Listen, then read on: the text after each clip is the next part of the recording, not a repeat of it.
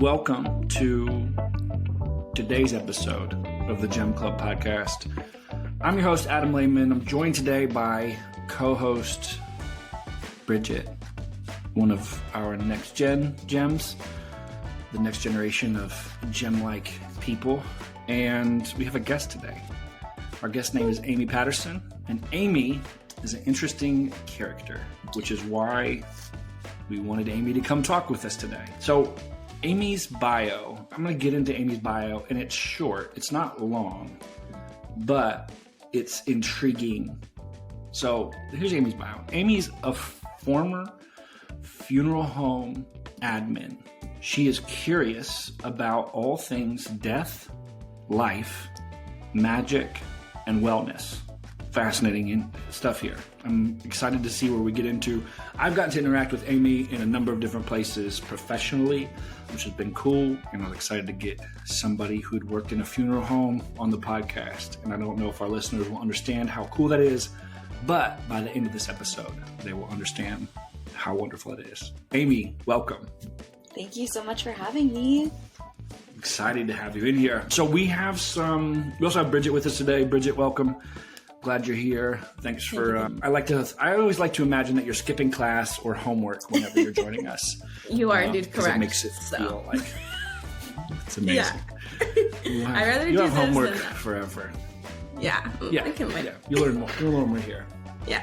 Okay, so we got a couple of intro questions just to get us warmed up a little bit and get us in the season. So our first question today is, we're approaching a season of gift giving in the calendar year. And first question, and this is for all of us, giving gifts or receiving gifts? We like to give things, or we like to get stuff? That's like a loaded question for me, and I could probably talk about it for this entire podcast, but I won't do that. Okay. That's the title. I am definitely, I'm a gift giver for sure. I do not like to receive a gift if I feel like somebody has not thought about me at all with the gift. And I'm pretty sure gifts in what is the love languages? Gifts is like a 0 for me. Really? Yes. Fascinating. Yeah, but I like to give thoughtful gifts. Like, I like to really... What if you get like a thoughtful gift? Happy to give them. If I get a thoughtful gift back, then like absolutely yes, I'm so happy to receive that. So much. Bridget, what about you? What are we feeling like? We giving stuff or are we receiving things? I think I'm gonna sit with Amy because I love giving gifts, like very thoughtful. Like I be thinking about gifts back in the summer. Like I listen, like the whole 9 yards, and it's like an experience when you open a gift for me. And I have like high hopes when receiving a gift, and I hope none of my friends listen to this. Please don't. Yeah. But yeah, that's. I think I think I like receiving gifts. So both of you, I can help take care of your need to give people stuff, and then you can give me things. But I am also like you in that the thoughtfulness of it matters to me when a gift is given.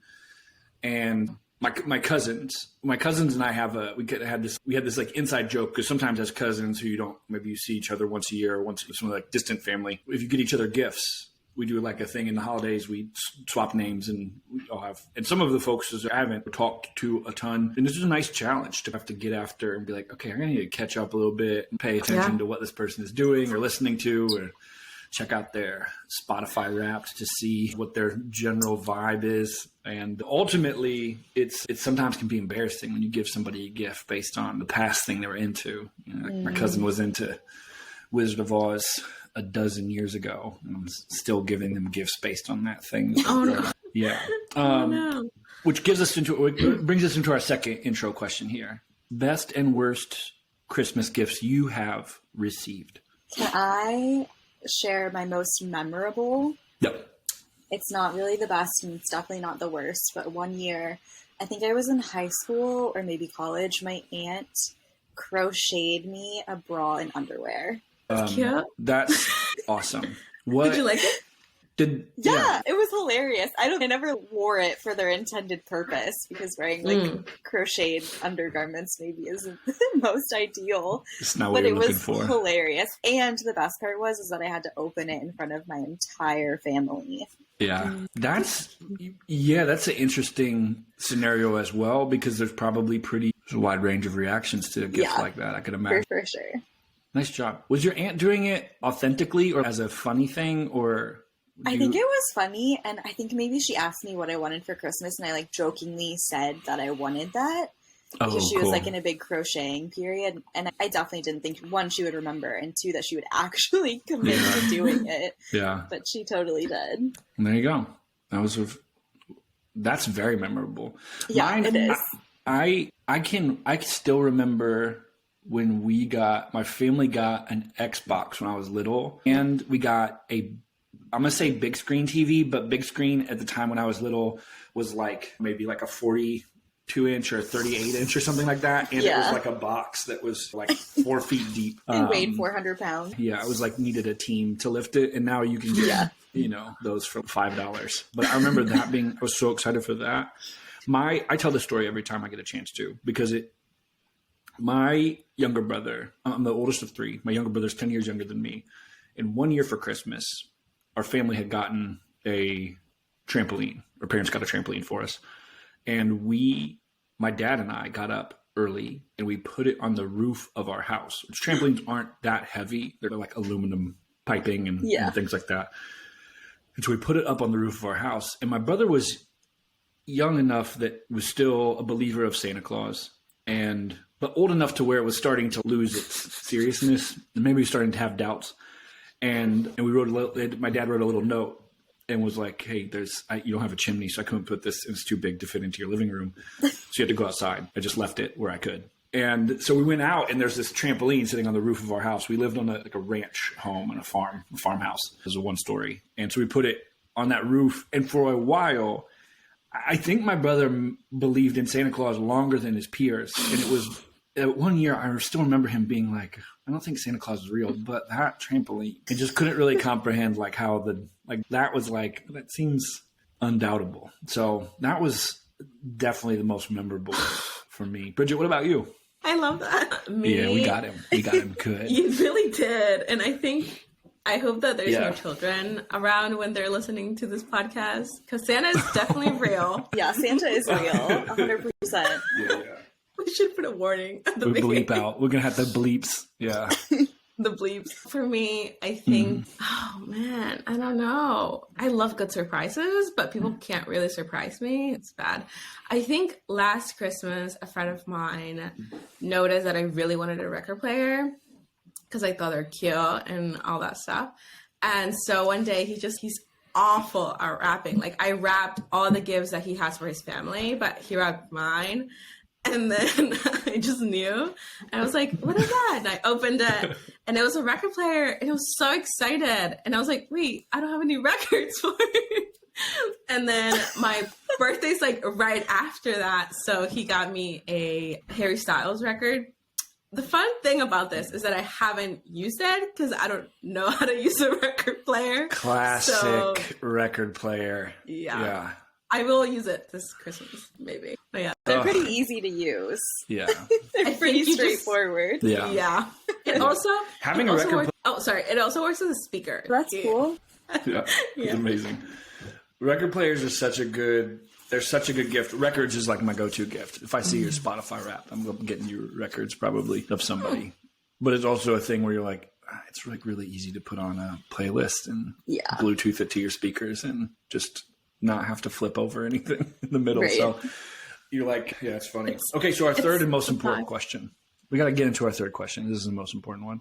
This is why we're here today. Go to Dirty Frank's Hot Dog Palace order. Okay. I love Dirty Frank's. That's why this question is on here. Because you guys did you read my lit bio? There we go. I was wondering. So I actually was like, you can't have this. And I thought it was just about me. I thought Cameron and Bridget had made questions just about they went through my Instagram and they just were like, okay, there's 5 things he posts about. One of them is Dirty Frank's. And so I was like, hey, we don't need to just put these little nods. Like, no, this is an Amy thing. I was like, oh my gosh, this is incredible. I was so pumped. Yeah. Yeah. So my go-to I have one that I always get, and then I always get 2 hot dogs. The second one kind of rotates. So the first one is the Razzle Dazzle. Oh, interesting. Do you know that one? Okay. The razzle dazzle is the one that sounds so disgusting. It's cream cheese and like roasted peppers and raw. I'm a little embarrassed, but not really. They have it on their menu for a reason. And then roasted peppers is interesting. Yeah, it's really delicious.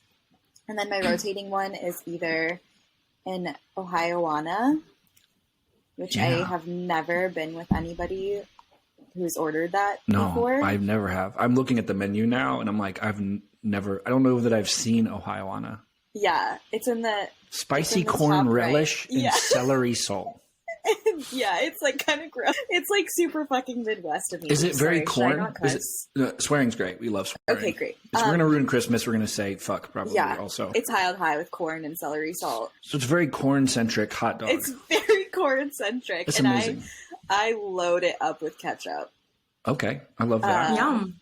Corn, ketchup, and hot dog. Yeah, it's like I never grew up. Yeah, this is great. No, Amy, this part of the podcast is for me and you and no one else. This is perfect. Everyone stopped listening already, and they're like, these are weirdos. I used to do this really embarrassing thing where I would wear my Dirty Franks beanie to Dirty Franks. Okay. And if I was ever like with a friend or whatever, they'd be like, "Can you take that off?" It's like embarrassing. Yeah. No, that's just my personality. Former friends, no longer friends. Yeah, that's incredible. And then sometimes I get a chili dog, or they're corn dogs too. Yeah, I think the corn dogs they're still there. Corn dog. Definitely still there. Okay, so for me, it's been, and I've had the same order since they opened in 2009. I found stuff that I liked and I have stuck with it, and it's ridiculous. Same. But it's Puff the Magic Popper. There's a jalapeno, cheddar, cream cheese, and bacon. And then, that one's like my favorite. And then they have one it used to be the Dog from Hell. I used to get that one. And then I upgraded my life into one that's called a Mac Attack, which has mac and cheese bites atop of it. Oh my gosh, that one's on the specialty menu, isn't it? Yeah, that's where we have to. For that one. Yeah, when I grew up and started making more money, then I was like, I can get a premium dog as well. Yeah, we're looking about $6.50 for that one. Wow. I'm looking at the menu now, but for a couple more bucks. That's the thing about Dirty Franks is you go there, you can get after it, and you leave with a bill that's not too scary. Yeah. And then we're always like sides wise. I'm always like maybe some tots, maybe not some tots. Go back and forth. Yeah, we usually get the deluxe tots. Okay, love that. Bridget doesn't have a dirty favorite order. Do you, Bridget? I do not. I'm sorry. No, yeah, but you've gone there with you haven't gone with professionals who understand how to operate the system. Correct. I think the other problem with Dirty Franks is, and there's probably a business lesson in here somewhere, but I would say sometimes people love it a lot. Like I advocate for Dirty Franks a lot. Mostly I also advocate for other places with not refined, but have a little bit more artistry to their food than Dirty Franks. So I would say Dirty Franks is like it's a dive bar with a lot of character to it. You have to think about it that way. And then you will be really impressed by the food, and you'll be like, oh my gosh, this is like an upscale dive bar that's fun. But if you think of it like, let's compare it to, they've had the same menu and they're selling hot dogs. They've had the same menu for 12 years and they're selling hot dogs. Yeah. So it's like you really have to set your ego aside and just get into that pure primal pleasure of eating a hot dog. Totally. Yeah. I like going to a place this is a 5-course dinner and all of this stuff is crafted by scientists in our lab in the back, and you get to eat one bite of it, and it's paired with a wine that you don't know how to. I like that. I like those sort of food experiences and Dirty Franks. And so two things can exist at once. Yeah. For those of you who travel to Columbus and take a pilgrimage to Dirty Frank's Hot Dog Palace, understand what you're doing.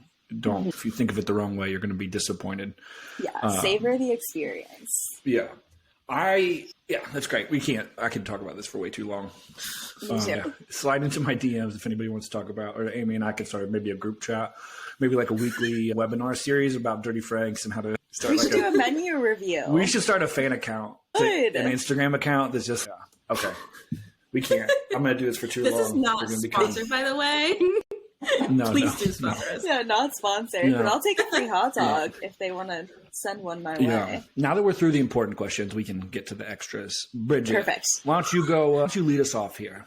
For sure. I love that we mentioned at the beginning that you love magic. And I think within magic is really understanding your body And we're going to get into talking more about that. And you're a yoga instructor, especially a Thai yoga massage. Yes. So tell us about Thai yoga massage and how you got into this. Also, like, that's the correct. Yes, that is the correct. Yeah, no, I was going to say that's the correct curiosity, because I think, Amy, when you started doing it, I was like, well, I think yoga I understand and massage I understand, and then Thai yoga massage I don't understand. And can you educate somebody about this? So curious. Yeah, sure. So I, like Bridget said, I teach yoga. I've been teaching yoga in Columbus since 2013. I was 17. It's been a long time, but not long at all. And I want to say, I think it was in like 2018, there's a Facebook page called Columbus Yoga Teachers, and most of the yoga teachers in Columbus are on this Facebook page. And there was this woman, Elizabeth Miller, who posted about leading a Thai yoga massage training. And it was a week long, and I had never heard of it before. And I was like, I'm not doing anything that week, and I have the money to pay for this training. I think I'm just going to do it and see what it's all about. So I literally knew nothing. I had never had a Thai yoga massage before. I didn't know anybody who was offering it. I just jumped in and immediately fell in love. So it's like the best parts of massage and the best parts of yoga, which are all the relaxing parts, just fused into one. So I describe it as an intermingling of assisted yoga and then palming and pressing along the muscles, the body's like natural energy lines, and it's deeply restorative. It's one of those things where you just have to experience it to like fully get it and understand. But it's practiced, you're fully clothed the whole time. It's practiced on a big like comfy mat on the floor, and I just move your body for you. I pull you, I press you, I stretch you. There's no yoga experience necessary. There's no baseline yoga you need to practice. No, none of that. And also no flexibility is required. I think people hear Thai yoga massage and get hung up on the yoga part, and they're like, oh, maybe that's not for me because it says yoga. But I wish I could just call it something totally else. But maybe one day I'll figure out a better name. But I still want to honor the lineage, of course. Yeah. That's fascinating. I feel like someone else moving me for myself would help me. It would seem like you get over the motivation hurdles of getting started in yoga. No, that's fascinating. So you got into it, you get into it. What's it been like as you've been doing this on your own? Like what do people struggle with when they're trying to get into it? They get confused about it, feel like once they're there afterwards, oh my gosh, this was more like, what are people's experience? If somebody's curious about it, set their expectations a bit for what it'll be like for them or what that experience can be. Yeah, so as far as what they should expect, is that kind of what you mean? Yeah. They should expect like total relaxation. And it's like a very safe, like non-judgmental environment. Sorry, I'm brain farting. That's fine. Tell me about, why did you feel like, what was magnetic to you about that sort of practice? Because you've led a lot of different types of practices. Why was this one feel like, oh, I want to do this one? Yeah, so that, I felt like I really wanted to do it because Thai yoga massage is practiced one-on-one. So I'm there with one person. They are totally seen by me, totally held by me. And I feel like that's something that is sometimes missing in like a group kind of fitness class environment, and in any type of group fitness, not just yoga. It's easy to just show up and go through the motions and not be seen by the instructor, not be seen by other people, or you can just get into the rhythm and it's just, you check that box, which is fine, I think. But something I really value about Thai yoga massage is that it is that one-on-one experience where your body is really receiving care and nurturing. And I'm there with you the whole time, experiencing it with you. And it also gives people an opportunity to talk about things that they're experiencing in their body, like any pain or tension or past injuries or any of that stuff that you wouldn't get to talk about in like a group class setting. Yeah. Wow. Yeah. I think that one-on-one is so valuable. I even think, I've had friends who, as we get into yoga, or you start like practicing at home, or you start to go to a group class or something like that, who find it was at this one of the studios that you help at, Lit, Bobby Gide, who's one of the lead sort of instructors there, was in a meeting with him, and I was like joking around about, I'll never be able to do this particular pose, this crow pose or something like that. He's like, you could do crow pose right now. And I was like, what do you mean? Because it's not as hard as you think it is. I was talking about it like it was some advanced movie. He's like, it's not, you can do it. And so he was just like, go do.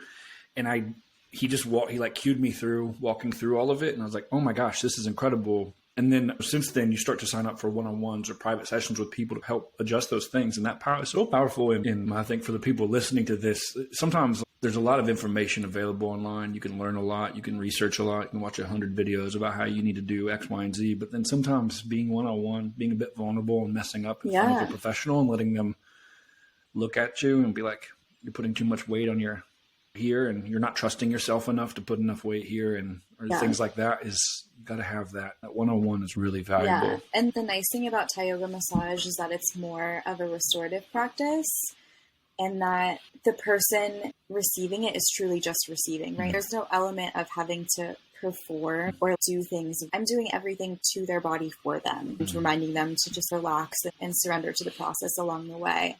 So that's something that I really appreciate about it in that way is just you get to set everything aside and just be in a state of receiving. I think that's cool. That's really cool. Like I think also when you are so stressed, it manifests in your body. And so when you learn when you learn where it manifests and how it affects you, then like the practice is not only during the session. I think it's after the session, and then you start like being more aware of the stressors and how it actually will impact you in the future, and so that changes your lifestyle as well. So I love that. It does. Yeah. Tell me, so you recently opened up your own practice. You have your own space. You've got your own physical location that people come into. Almost having your own space is just, I think it's a romanticized thing often in the world where. This happened for us when we had a photo studio. It was like 2014 photo studio, and everyone's like, "Oh my gosh, you're doing an amazing. You're really killing it out here. You're really." And I was like, "We just signed up to pay a big bill." Yeah. But thank you. I thank you for this. I just tricked someone into thinking that I couldn't do this. And so talk a little bit about your space as you've been operating. What was it like to have a space that you start to make your own? What was that experience like for you?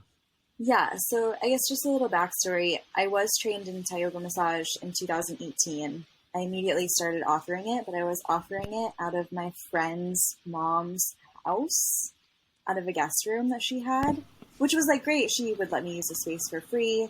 But when I started getting clients who I didn't know, it was a little weird for me to be like, hey, come to this house. That's not my house. And we have to like go upstairs into this guest bedroom. And it was just there was a disconnect there for me. And so I stopped offering Thai yoga massage until just this year because it felt like one of those things where I actually did need a space. And I happened upon my space in Old Worthington purely by chance. It was very serendipitous. My now wife and I were getting ready to go elope.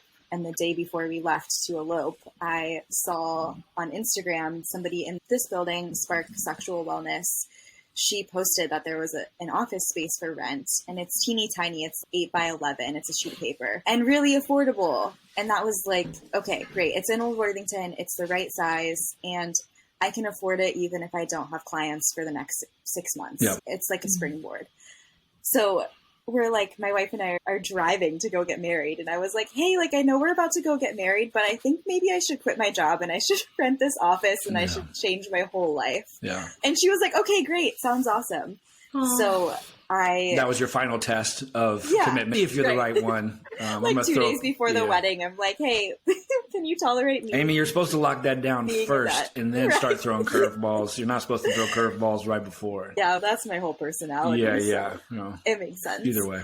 But yeah, it was just pure chance that I happened upon the space, and finding this space is what really springboarded me into opening Magic Hour and leaving my job at the funeral home. And I feel now probably more aligned than I've ever felt in my whole existence. When you start doing your own thing in the way you want to do it, the challenges are, and that's a bit of the mission of the Gem Club has been, we want to help people start to do their own thing in their own way, which is broad in general, but there's a real difference to when you go perform inside of, and I watch people do their own thing, working for other people, make something their own and bring themselves to it in the way they want to. And I think it's really cool to get to watch people. It's like the challenges are different and more personal and things like that. But having a space for me anyways, and I'm not working in our space day to day, photographers who are in there and all kinds of folks doing stuff, but having our own space and being able to make it and be able to invite people into it and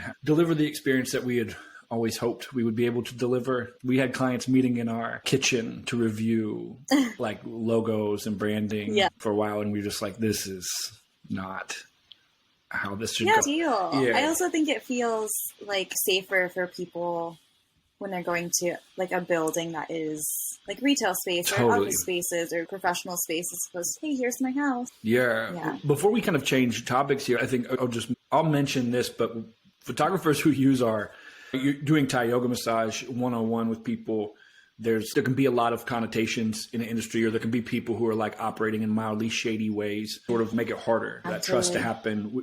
We let photographers rent out our studio, photo studio now, and probably the number one scenario is often they're like, I was doing to my basement with a setup and like from a photo standpoint, all of that stuff is just as good as stuff with lighting and backdrops, and there's nothing better or worse about the actual photos. But there was just like people feel like it's sketchy and they don't want to do that. And so being able to go to a place that's a real business that opens and closes and has stuff going on is nice. It's nice for sure. This is enough about everything else. Let's get into death. This is why we're here today. This is what I want to talk about. Yeah. So Ali, one of our co-founders, mentioned your work or exploration as a death doula. So let's talk about like, how did you start that path, that journey, and what does it look like now? I know you're doing yoga, like Thai yoga massage, but do you still explore that a little bit? Yeah. So it was February of 2021 was when I made the transition from teaching a bunch of yoga into working in the funeral industry. And I had heard about death doulas. I can't recall when I first heard about death doulas or not. And I was really just like intrigued and curious because I had never heard of a death doula. I was familiar with birth doulas and understood what that role entailed. But as far as death, I was like, wow, that's interesting and weird that exists. And I want to know more about it.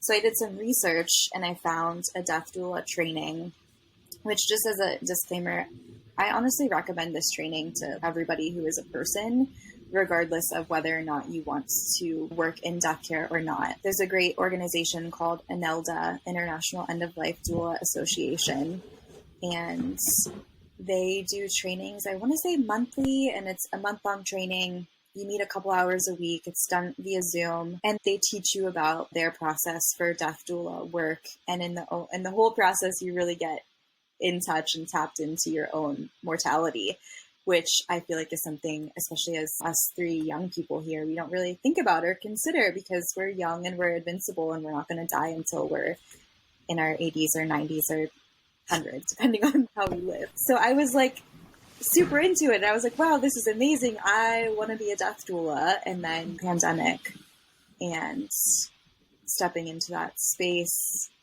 felt really impossible in a way because we were holding our dying very close and there were so many restrictions as to who could be in medical spaces and who couldn't. So it felt like it was a challenge for me to step into the role as a death doula. Not to say it wouldn't have been impossible. I could have done it, but I didn't. So death doula stuff is a little bit on the back burner. Like we've mentioned a couple times, I was working in a funeral home and that was interesting. I'm sure we'll dive into that in a few moments. But I think in my future, that's definitely something that's like on the horizon for me. I really want to go to massage school next year, and I'm really interested in offering hospice massage, which I feel like is another really amazing way to connect with death and care around death. Yeah. I think it's really, it's a fascinating, I forget when it was, probably around, there's a book that came out. It was Smoke Gets in Her Smoke Eyes. Gets in Your Eyes and other tales or other stories about Rookie and the Freedom Story. Caitlin Doughty. Caitlin something, and butchered her last name. Sorry, Caitlin. Yeah, but I think that was something, Allie had read through it and we just said, we spent a lot of time talking about it, and it's just a really fascinating, it's a fascinating, you start to really think about society's weird. with death. Yeah, like society's so weird, especially us Americans. Yeah. We're like amazingly odd about all of it. I'm curious here, as you got into it, one, you talked about Inelda. They also offer training just for caregiver support. If you're like caring for people, like you don't have to go through like becoming a professional in it, but they also just have, if you know someone who's going through end of life and you want to provide care, it's like it's useful. They have an abundance of resources. They really do. Yeah. And so I'm curious how that exploration of death affected how you think about life, or how you've watched it affect as you've watched. What did that do for you? I feel like it's hard to get that close to and looking at death or end of life or mortality so closely without having some sort of adjustment or some sort of reprioritization or something. Totally.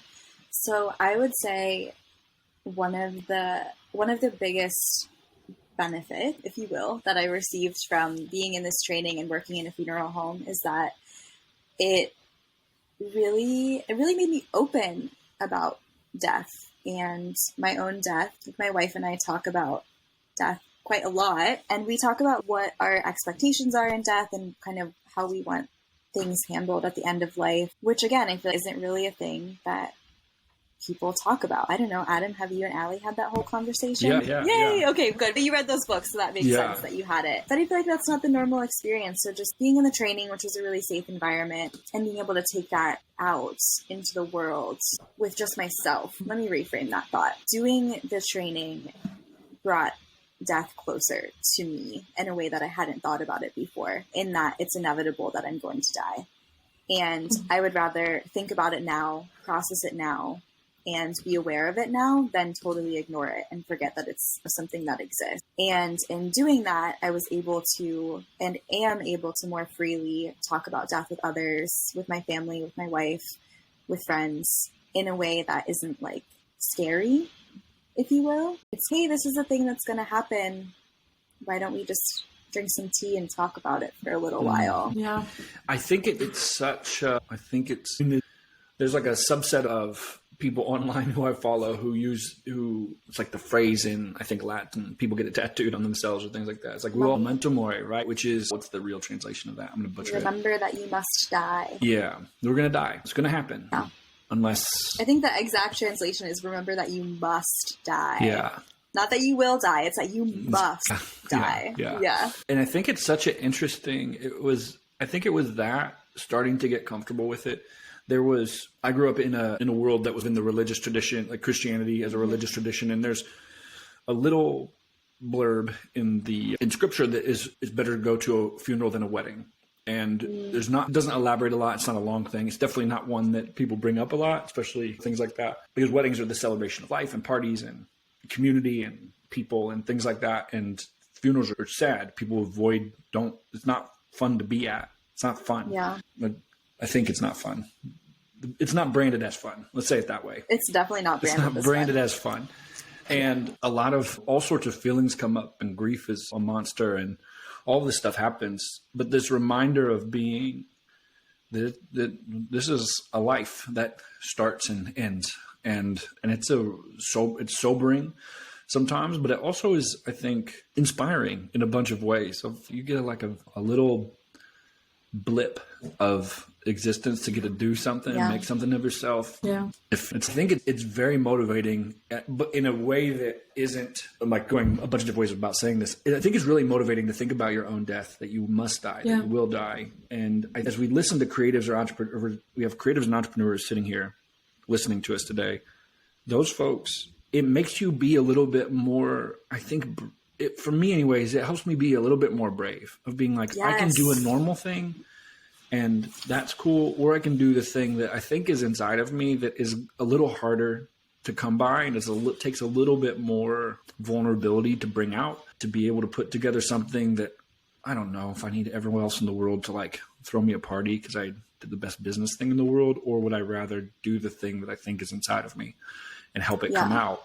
Because I only get about a fraction of a second of life to try to do something. Yeah, totally. And I think it can be a beautiful thing in that it feels like an art project to me. It feels a little bit like how artists do performance art where you're like, I just set up in this space and I did this thing in this sort of way. And I was curious what the audience would react to and see what happened. And this is a little bit what it is. I was always felt very motivated by the idea that life is a little bit like a performance art piece that is over. And then somebody else is going to set up shop in the gallery after you're gone and do something. And who knows if it will build on or. Yeah, I feel like a little along the same lines, but one of the greatest gifts I received from working at the funeral home was, and this is going to sound kind of morbid, but death knows no age, no race, no gender, nothing. Witness funerals for an immense range of people in all different walks of life. And it made me realize in a big way that I could literally die at any moment. And why would I spend my waking life doing something that I hated or something that made me sad or something that sucked? Because I could literally die in 5 minutes. I could die tomorrow. So why I could get a little bit heated about it in a way that's like good for me. But I witnessed that in such a way that made me realize, one, I wasn't doing something that I loved. However, I can change. I can shift gears. I can make shit happen for myself. And I also recognize that comes with privilege too, but I didn't want to be stuck in my life anymore. I wanted to start actually living my life. And that's what being in such a death heavy industry really gave me. And for that, I'm beyond grateful for that experience. Yeah. Tell me a little bit about caregiving around death. As you went through training and you worked in it for a bit, how does someone go about doula-ing or caring for or helping somebody go through that process around death? What does that look like? Yeah. So are you speaking as like an individual just there for a dying person or as like doula specific work? Because both can exist. Yeah. Let's say doula specific work. Okay. So doula specific work around death and dying it's a third party person, non-biased, not deeply connected to any one member of the family, but somebody who is like a sounding board, I would say, for the family and friends and also for the dying person. A doula, the doula is not in the emotional distress that family and friends would be in. Doula can help create things that will last after death for friends and family. So part of the big work that Anelda offers is how to create legacy around death. And hopefully you can only hope that as a death doula, when you're working with somebody, that they have their wherewithal and they're still kind of present with you so they can talk about their life and they can talk about experiences. But some of the things are really simple. If you have a grandma who's dying or going to be dying and she loved to cook, but she never wrote down any of her recipes, a death doula can pull that stuff out of her and create that for all the family members to have and to have that piece of legacy. So it's not like big, crazy things, right? These are like simple, small things that you as the person experiencing, anticipatory grief, you're not going to think about that, going to be in that space. So that's how a death doula can, I don't want to say elevate the dying experience, but elevate the experience. I think when I've been around, you would be around those scenarios. It's like the people who are grieving and then also working through logistics and also working about like how to be caring through. Yeah. It's like care for yourself, care for someone else, manage the logistics of everything. And the death doula can assist with that too, or at least be a person who has answers. Yeah. That's such an interesting thing is so many parts of life, like the big parts of life that are scary. Bridget's about to graduate and go do a career or a person gets married or a person, has children or is taking care of a sick pet or is experiencing death or there's some of these big things that are like, you don't do them before. You don't practice them. You can maybe watch a YouTube video or try to get educated, but it doesn't going through the experience. It's really powerful to have somebody who is seasoned in whatever that experience is, give you tips and tricks and give you something, be like, hey, I've gone through this and kind of it felt like this to me, or you might find that you find yourself feeling these ways, or these are things that are important that you might forget. And all that other stuff is a really big deal in a lot of parts of life. Yeah. Death is just one that feels like, we just really a big one. Yeah, we just really don't like it. We don't like to. Yeah. We don't like to talk about it. We don't like the. Yeah. It's the we have a youth obsessed. We are world. Everything's anti-aging, trying to keep us young. Yeah. Yeah. No, it turns out we all get old. Turns out some of us, not all of us, but yeah. So another I will touch on with Death Doula. So there's the legacy kind of creation, which is some type of project or offering that can be left for the family afterwards. And again, like I said, that's small stuff that can be like recipes or making a playlist of grandpa's favorite music. I actually just got to do that. My grandpa passed away the day that my wife and I got married, which was not ideal. But that was something that I got to do, was I got to compile all of his favorite music. So I have that playlist of all of his like big bands, you know, jazzy, fun stuff that I get to put on every once in a while when I want to connect with his spirit. So there's legacy, and then there's like a ritual aspect to it, which can be decided with family, friends, and the dying person, like how the dying person wants the space to be held for them as they are actively dying. So what do they want the ambiance to be like? What do they want the room to smell like? What do they want the temperature to be? Do they want candles? Do they want bright lights? Do they want the windows open? Just like things, small things to make the experience meaningful, I guess.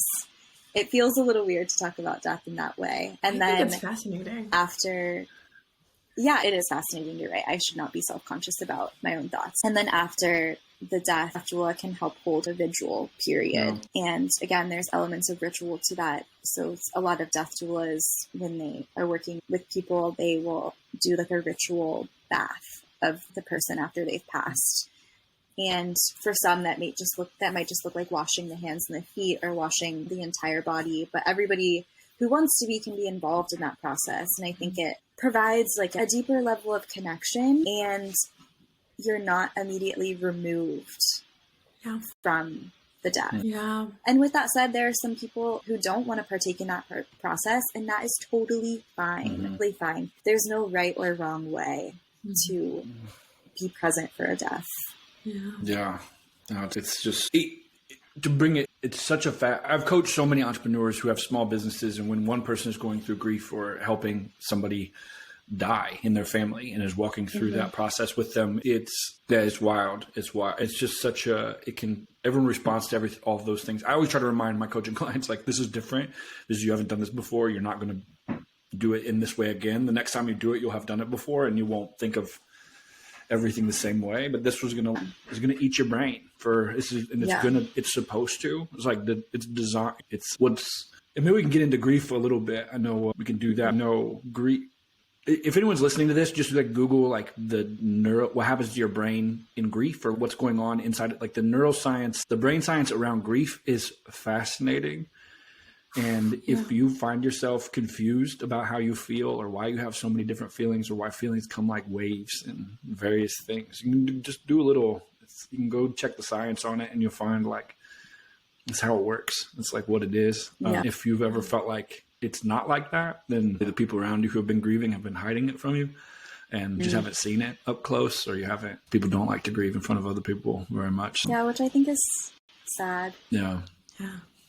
I feel like grief is a myriad of emotions, but it's really important, or feels really important, that we don't grieve alone, and that when we're around a grieving person, we don't try to Band-Aid fix it, which is hard. Yeah. That felt like I was called out when you said that, but sorry. So sorry. Let me tell you how to not worry about this anymore. Don't feel those things.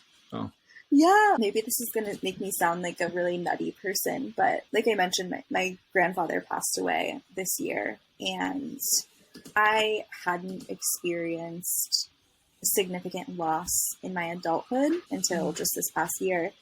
And I guess I hadn't really considered what grief was going to look like for me, or what it was going to be like. And I feel like, I don't know if this is taught in school anymore. Bridget, maybe you're a little bit younger than us, but we were taught like the 5 stages of grief. I don't know, is that kind of like a millennial thing? I think it's not Elizabeth taught anymore. Something. However, I know about it because I went to grief through. Yeah. Okay. Yeah. So I learned about it in school. And so my expectation for grief was that I was going to feel, and then I was going to feel angry, and then I was going to be bargaining, and then I was going to be depressed, and then I was going to accept, because those are the 5 stages of grief. Later it's transitioned into 7 stages. So you got bonus stages.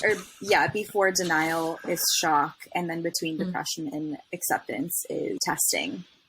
Oh. So it was taught that you're going to experience these stages of grief, and it's going to go from one to the next. And then when you get to acceptance, it's going to be done. Turns out that is wrong. I don't want to discredit this woman's science. It was like really revolutionary work when it came out. But grief doesn't happen in states, like Adam, you mentioned. It comes in waves. And for everybody, you're not going to immediately start with shock or denial. Like with my grandpa, I knew he was dying, and about a week before he passed, like I had immense anticipatory grief. Where I felt really sad and really heavy and really just like not good. And yeah, grief just, it affects us all so differently. And I feel like because of that, we don't necessarily know how to like hold space for people who are grieving. And honestly, the best thing, oh my gosh, I had a great poem. I almost forgot about grief that I found it yesterday and I was like, this is perfect. But yeah, the space holding for a person in grief can be easy because you don't necessarily have to do anything. People probably just want to be acknowledged for the fact that they're grieving. They maybe don't even need you to hug them or give them tissues if they're crying. Like you can just allow them to be in that space and don't shy away from it. It's going to be uncomfortable, but you don't have to let your own discomfort come through in order to be in that space with somebody who's grieving. I'm going to read you this poem. It's by Patricia Runkle and it's titled, When You Meet Someone Deep in Grief. Slip off your knees and set them by the door. Enter barefoot this darkened chapel, followed by loss, followed by sorrow. Its greystone walls and floor. You, congregation of one, are here to listen, not to sing. Kneel in the back pew, make no sound, let the candles speak. And I thought that was so beautiful because it's simple. And I think we make it complicated. Yeah. And we don't have to. No. You don't have to. Yeah. And maybe that's just like a gross oversimplification of it and I'm just totally nuts. But the way I would talk about it would be, and this is I have an odd relationship with grief in that when I was younger, I went through a career transition where I grew up one way, like you think your whole life is going to go one particular direction and then you end up over here. And that was I was career coached or you're coached, life coach in a way of dealing with things using grief as like the way we approach grief is the way we approach anything. But grief is one of those experiences that is, as your poem says, it's listen. It's like there's nothing to do. You're not going to win grief. You can try to life hack grief and just get to stage 7 and skip through stage 1 through 6, but you will not be, your brain will not allow that to happen. It's not possible. And grief is different if it's not the same. It's every time you grieve or it's a different person or a different relationship or a different life. But there's a real power in using the tools that we use for grief to work through every other stage of life. I think it's one of the reasons that death can be a really powerful force to put yourself close to because it sobers you up in a particular way, but it makes you start to really think about priorities. It makes you think about my life force is here for a little bit and I should not waste it on stuff, just a lot of things. And so I think I have this odd relationship with grief where I started treating what I would say is little things in this scariness of things that we grieve. I started treating little things that way of being like, oh, I thought my career would look like this and it's not going to. And I'm going to grieve that. I'm going to honor that as like a loss because my brain's going to treat it like a loss. My brain's like been working for 15 years thinking that it's going to do something. Yeah. Or when a relationship goes a particular type of way, or when you find yourself living life as a person and you're in a pandemic and you're like, I thought I would be having parties with people and be close to a bunch of other folks. And I would get to keep going to the yoga studio I like going to or whatever. And I feel like that was like a big pandemic lesson that we all got to learn is that grief isn't isolated to death. Is that there are, like you were saying, so many things that we grieve that we don't acknowledge as grief. Yeah. So true. Yeah. We don't. And it would be silly to be like, I'm grieving my career change and someone else. But it's not silly. I don't think it's silly. In society, I can't go around and be like, I'm grieving something like that. And someone else has just lost my partner or I just lost my parents or something like those things. We use one word. We use the word grief to talk about those things. They're different for sure, but they're also, it's one of the reasons I wanted to bring you onto the podcast and talk about it because I think it's a secret power a bit to get yourself closer to death, even if it's uncomfortable. And you start to think about, or you think about But it's also, I think it's important maybe to remember that we can't compare losses. Yeah. Like grieving the loss of a job when somebody lost their partner, you're still allowed to grieve that. Just because somebody's maybe in a worse off situation doesn't mean you have to pretend like you're okay. Yeah. And I think that's one of the, if you're listening to this, find people who are close to you in your life who you can talk about things that way with. Honestly, I'm very fortunate to have a handful of people who I can talk about. I thought these things would be part of my life at this point of my life. And probably all of us have different things. We'd be like, I thought, for a long time, I was like programmed or primed to think this was going on for better or for worse. And we just got to treat it a little bit like grief. And I didn't know that I would graduate college and go through a recession right when I got there. And then I'll go through another one. And then I think we're on a third. I don't know how many recessions I've gone through professionally or whatever I'm supposed to have. Yeah. But I'm like, is I don't know that anyone signs up to be like, let's live through this instead of something else. But it's what we got. So that's what you got to do. Absolutely. Yeah. Bridget, I know you've got a question locked and loaded. Why don't you get into it? First, before I haven't said much because I just love to sit back and listen. But even if I know my friends are going to listen to this, and I bring conversations up like this all the time, and sometimes they hate me for it. But I'm one of those friends who I talk about it openly, and I'm like, I want my funeral to look like this and to celebrate like this, and I want it to be like celebrated, and I want you guys to do all this stuff. And then I talk to my family about it, and they hate me to talk about it too. And I'm like, guys, like it's gonna happen, and I'd rather it be like a good experience. And I didn't know that a death doula could do all this stuff because I would want that. And now that I know, I'm so excited to see other people know that too. And it's knowledge is power, and when to take control over something so unexpected can give people power over their body and their experience, and it's beautiful. Okay, so Amy, we would love to talk a bit more about how grief impacts a person's processes or workflow, etc. Yeah, as we've been diving into, like grief is a really big, complicated thing, and everybody experiences it differently and in different ways and different levels of intensity. And it's hard to put an exact pinpoint. You will feel this will impact you in this way because it is so different. True. For people, I can speak to my experience with my most recent loss. Is I thought that I was going to be okay because I knew that my grandpa was dying. And I thought that even before he had passed, I had accepted that it was coming. And in a way I did, but then it was the after the fact when he was gone, the realization that he was like gone was really hard for me. And I didn't realize that for a couple days. Like I said, he passed away the day that my wife and I got married. So there was we had just got married and it was a really happy time. And then also this really sad, terrible thing happened on the same day. So I had a few days of just like almost being in that shock space where I just had what some people consider to be the best day of their life paired with a really significant loss. And by the time I was really able to acknowledge it, we were back from eloping and I had to go to work and I didn't have paid time off to process that, which I could get really heated about our nation's like bereavement policy. I could probably scream and stomp and smack stuff if I think about it too hard. But I didn't have any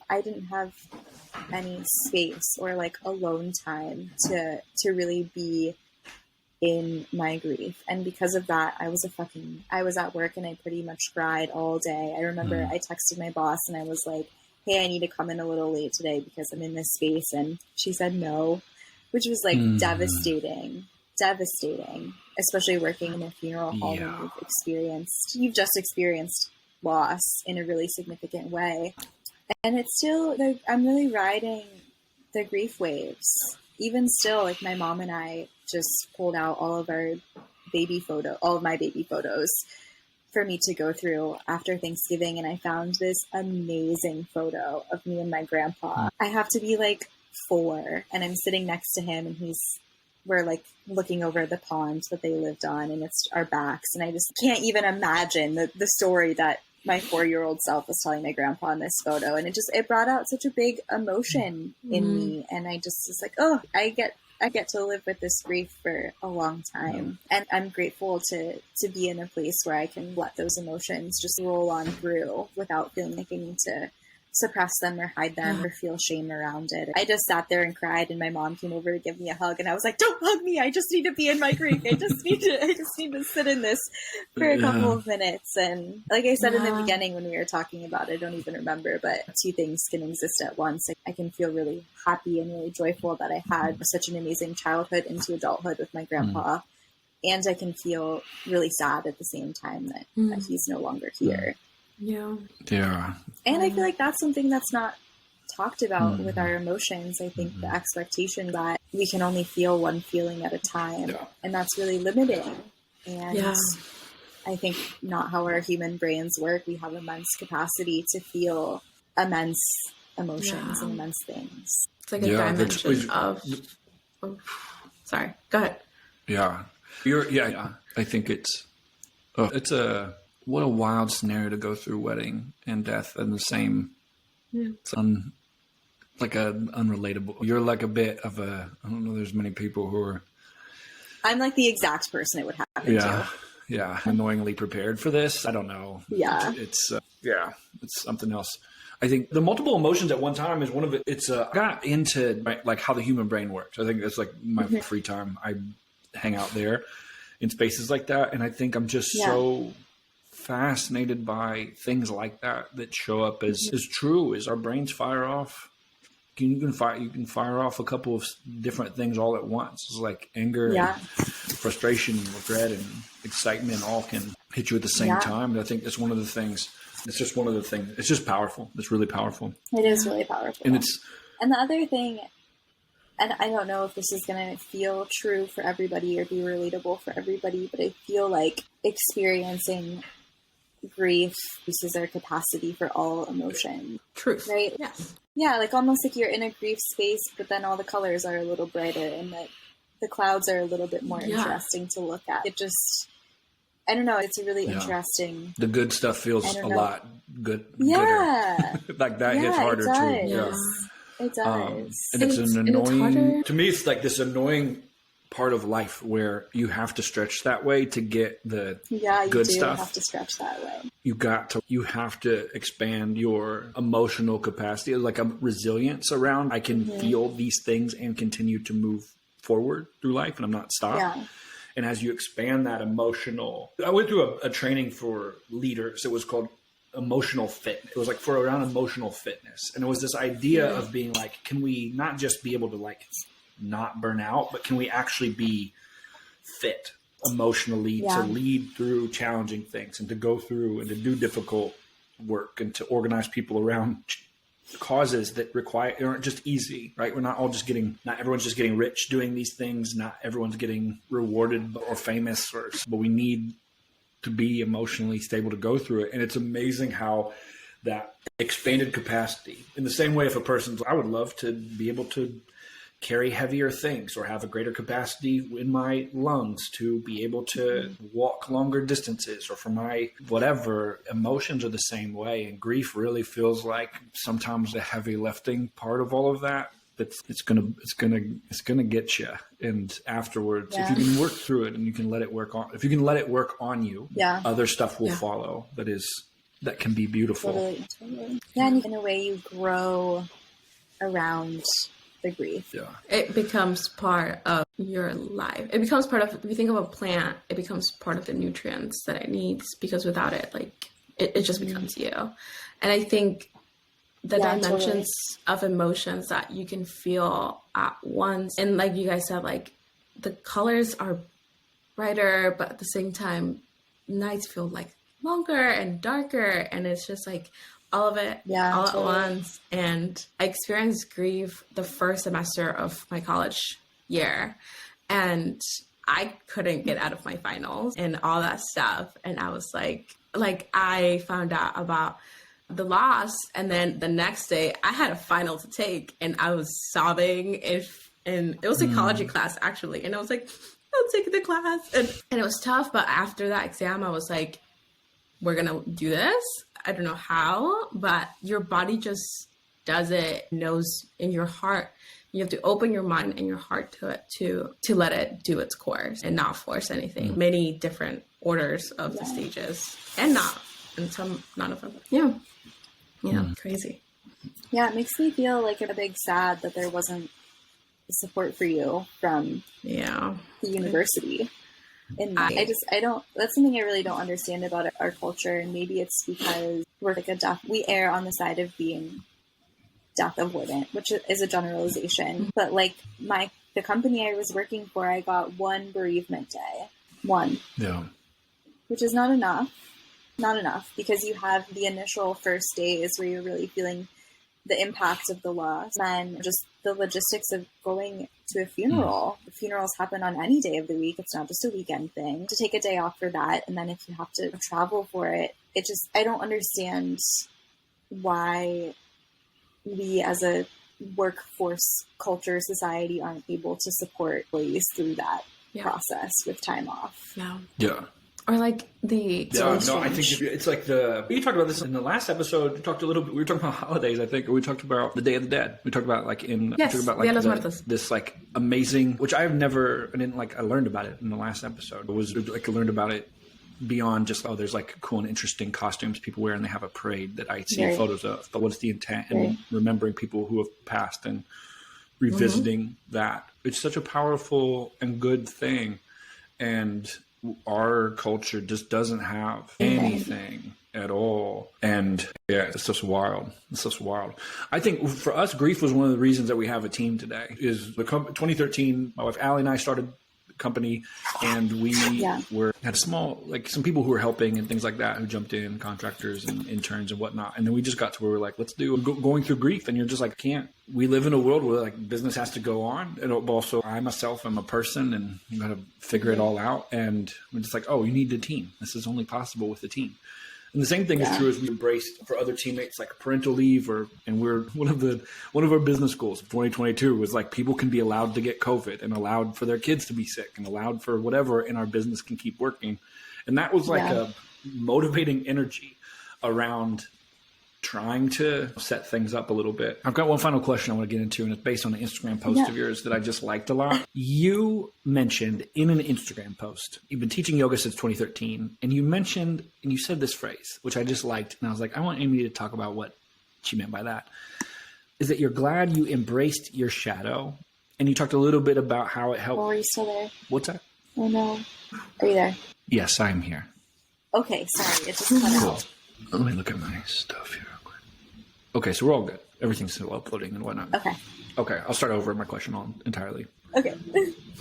So this is our last question. I got because we were looking through your Instagram, and you had mentioned in it that you've been teaching yoga since 2013, and you mentioned in it that you were glad that you embraced your shadow, and a little bit alluded to how that had helped you imposter syndrome, or feeling like you talked about at the beginning of your yoga experience, you were like intimidated, felt like maybe you weren't good enough to be doing that or something like that. And so I'm just curious to hear a little bit about, for you, what did embrace your shadow look like, and how might someone who's listening to this sort of be like, oh, that's like, how might they start down that path? So I don't know if anybody listening has been a person who was maybe like teaching yoga or practicing yoga in the early 2010s, but I feel like there was like toxic positivity was such a thing in that era of teaching. Like all of the little yoga t-shirts would say like good vibes only and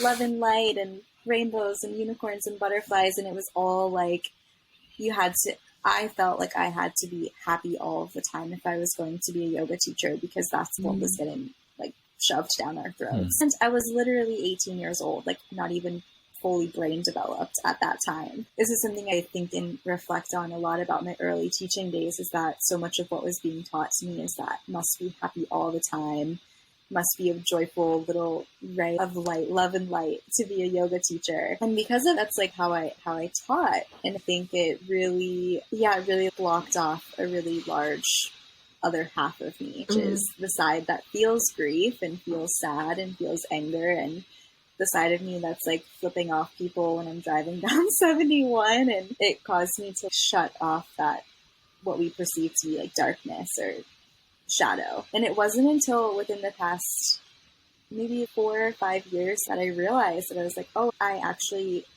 literally cannot be happy all the time. That is not possible. And in doing so, it really just took an acknowledgement of, oh, I'm feeling this way, and that's okay. I'm feeling this way, and it's fine. I'm allowed to be angry.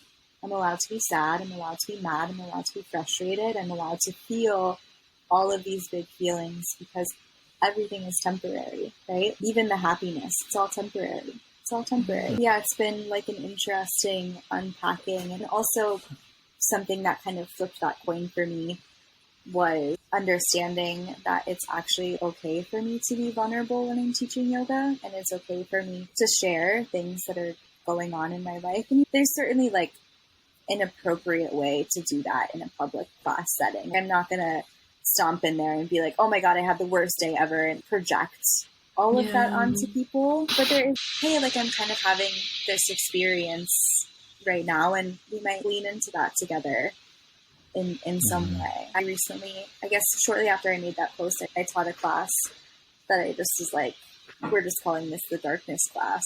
And I'm pretty sure that when we like opened it by just screaming and just emoting in that way, like letting out everything that gets built up inside that we feel like we have to hold on to so deeply, and just acknowledging that our wholeness as human beings includes our darkness and our shadow and the bits of us that we might not love or might not want to share. Like we are not without those things. So true. It's so true. I think I'm glad you talked about the appropriateness of projecting your feelings on things. I think I've gone through moments where I wanted to be authentic, and I wanted to be like, I value authenticity a lot. And then sometimes you have to learn that sometimes me being authentic could really add stress to Bridget's life. Should I be most authentic, like unfiltered and unprocessed authentically that way? And it's not really like a boundaried or always even healthy way to engage with people.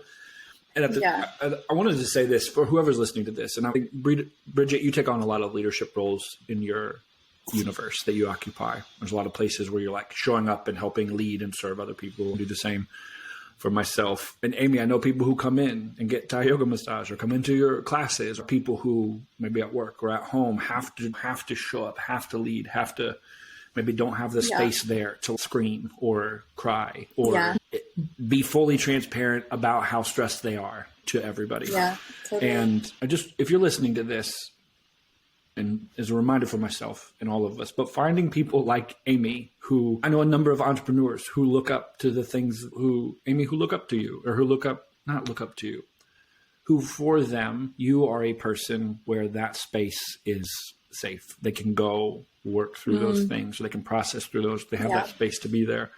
And finding people who can help, you be there is a big deal. It's like when our team goes and presents logos to people or websites to people, those folks aren't excited to hear about every other part of our business or every other part of that person's day that's there, like not expecting all of your customers and clients to hold that space for you. That's not what that space is for them often. Yeah. But you've got to find your people in those spaces and places where you can be. Bridget, you talked about bringing up the topic of death or dying or end of life with folks.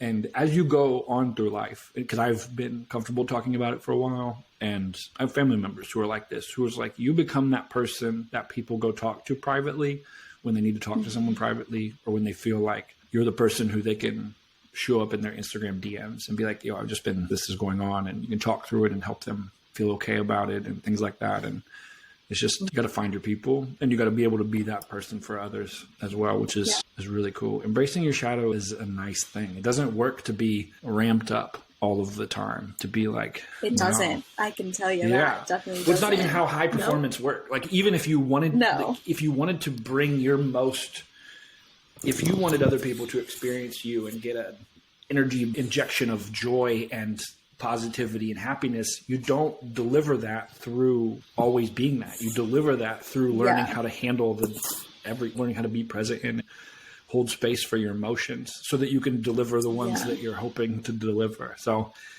totally. I will say every once in a while, if you come to Lit and take a class with me consistently, at some point we will scream together. That's like just a given. Sometimes I just start the class with a scream or with a howl or with a grunt or a growl. But something that's really beautiful that happens every start my class is like, he's like, hi. Something that's really powerful that happens every time that you're in a group and you scream and you have that really cathartic release is that afterwards everybody laughs.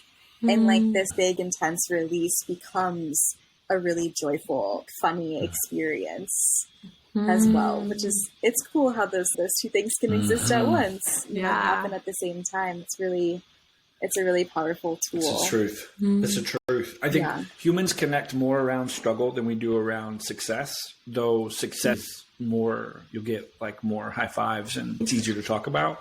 But struggle is, whatever a big struggle of someone's life has been, losing a grandparent, losing a parent, going through a sickness, illness in an incredible way, having a career, being fired, you sit in a room of entrepreneurs and you're like, raise your hand if you've ever fired someone before, which is usually the most like emotionally discombobulating experience for an entrepreneur and just like a wild thing. Is the difference between have you ever, yes, I have, and I have never is wild. And the tightness you can feel with people when you're like, oh, you went through that struggle, I also went through that struggle, we're probably best buds now, but you gotta let yourself go through those things and share some of that. I was in the theater one time where somebody was talking, going through this, and they just said, raise your hand if you or someone you're close to has ever lost someone to cancer. And raise hands, and like people, it was like stand up, and it was like everyone applaud for these people, and you just did it, and all of a sudden it was just this thing of being like, this is extreme pain. Powerful. We just bonded around really aggressive pain. And there's a unity that only comes when we are vulnerable through those things. And can acknowledge that it exists. Yeah. You have to, you got to start by saying like someone's listening to this podcast right now and going through a time and you're not you want to quit the stuff that you're doing. And that's cool. We like to see that and we high five it and we got space for it and it's cool. But a note on the space too. My wife Morgan does this for me all the time. A really simple way to hold space for somebody is every once in a while I wake up in the morning and I'm really grumpy. And I'll say, oh, I'm so grumpy. And Morgan just goes, it's okay to be grumpy. And then that's it. That's it. Somebody's, oh my God, I'm so angry right now. You can be like, yeah, it's okay to be angry. Do you want to talk about it or do you just want to be angry for a little while? Yeah. I think we get it in our heads, right? If somebody's coming to us with a problem or a struggle or a hardship, it might feel like we have to have the answer for them. But this is just my reminder to you that you don't have the answer. And you don't have to have the answer. All you can do or all you have to do is validate and see that person's experience and acknowledge that it's the truth for them in that moment and be there for them in that way. Just, I acknowledge that. I see that you're angry right now. Yeah. I see that you're hurt right now. I see that you're sad. Yeah. It's okay. Yeah. I think of the careers in like you in impacting other people and showing up in front of other people and holding space. Creatives are what our team does every day and leadership, entrepreneurship. So all these things are inherently vulnerable and we're going to expose ourselves to those feelings and emotions. And we've got to be able to feel them and process them and let them teach us and change from all of them. That's really cool. The most annoying. Yeah. So next time somebody comes at you and they're like, I'm feeling sad, you know the answer. Yeah. It's okay to be sad. And if you don't have somebody to like tell that you're sad, tell yourself that you're sad and then tell yourself that it's okay that you're sad. Yeah. The other thing, and I wanted to say this, the annoying thing about coaching people and trying to learn to give them answers. So even if you have the answers to how a person could get out of that emotion that they would like to not be in, the best way that other people grow, change, shift isn't through you telling them those things. It's from them going through it and having a safe space to actually process through it versus having a not safe space to having to hide it. Because when people hide it or when we hide things, they don't do the work on us that they could be doing. We don't get to benefit or improve or change or grow or evolve out of all of that. And even if we don't have even if we do have the answers to people's problems, if we want to actually help, telling them the answers all of the times isn't even the best way to do it. So no, you probably don't have a person's answer. And even if you did, it's not how you don't give help. it anyways. Yeah. It's annoying. Totally. It's annoying. Amy, thanks for being on. It's been wonderful to get a chat. Yeah, thank you so much. This has been really cool. I think if anybody's interested in checking out more of what Amy's doing in all of the things, there's links to Amy's cool projects in the bios. You can click on follow along on the internet, see what Amy's up to. Thank you, Amy. Yeah, thank you so much. It was Thank great. you.